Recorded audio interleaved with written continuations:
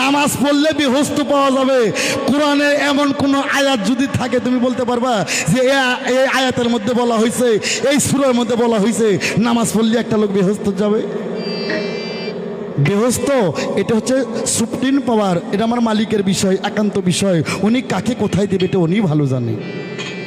আর তুমি যে নামাজের কথা কইতেছো, এই 5 ওয়াক্ত নামাজের কথা কোরআনের কোথাও নাই। আছে তুমি যে নামাজের কথা কইলা, এই 5 ওয়াক্ত নামাজের কথা কোরআনের কোথাও নাই।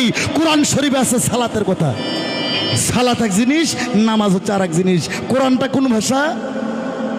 আরবি ভাষা।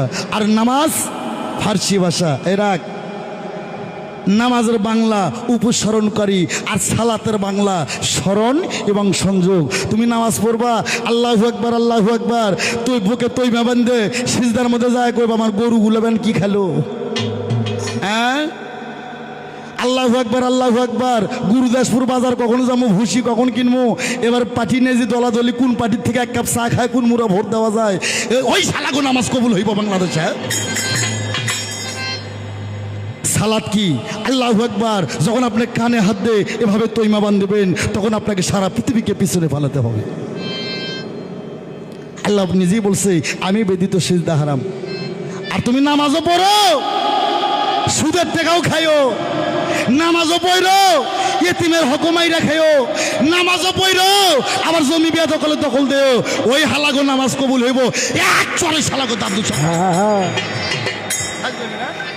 কোন নামাজের কথা কার সামনে কও?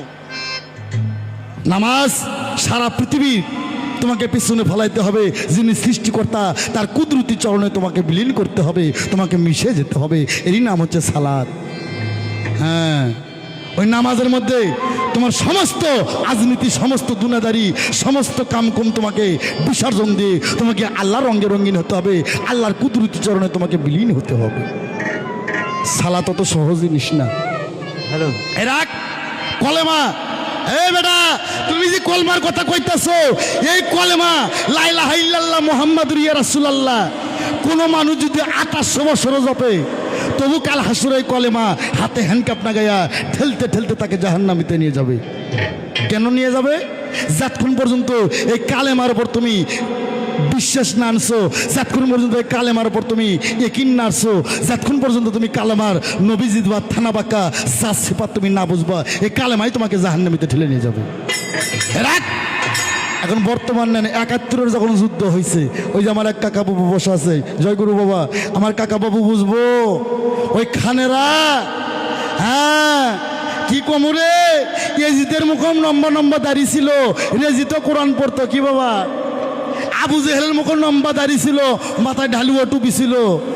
পৃথিবীতে 2টা মুসলমান, একটা হুসাইনি মুসলমান আর একটা সালাদ এজিদি মুসলমান। মুসলমান কোনদিন মুসলমান মারতে পারে না। ওই ওই ওই খানের আইসে খালি বাইসে বাইসে হিন্দু বাড়ি ঢুকছে। এই তুই হিন্দু হয় না মুসলিম হয়? হিন্দুরা তো জীবন বাঁচানোর ভয় কয় মুসলিম হয় মুসলিম হয়।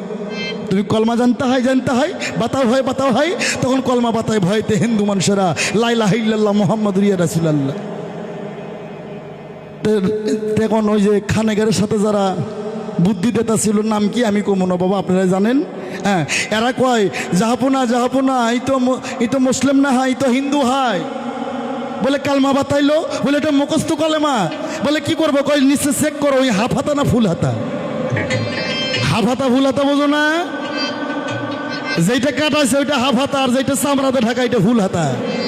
নঙ্গি আলোক করে যেটা ফুল হাতা, ঠাস ঠাস করে গুলি করে মাইরে ফেলা। বাবা কালেমা পড়লে মুসলমান হয় না, কালেমার উপর বিশ্বাস আনতে হবে, কালেমার উপর মহব্বত একিন আনতে হবে, কালেমার জাত সিফাত জানতে হবে। কালেমার জাত সিফাত বিশ্বাস যতক্ষণ পর্যন্ত একটা সম্মুখ গুরুর কাছে তুমি সাধন ভোজন না করছো, এতক্ষণ পর্যন্ত তুমি কালেমার জাত সিফাত নবীজির বাত তুমি বুঝবা না।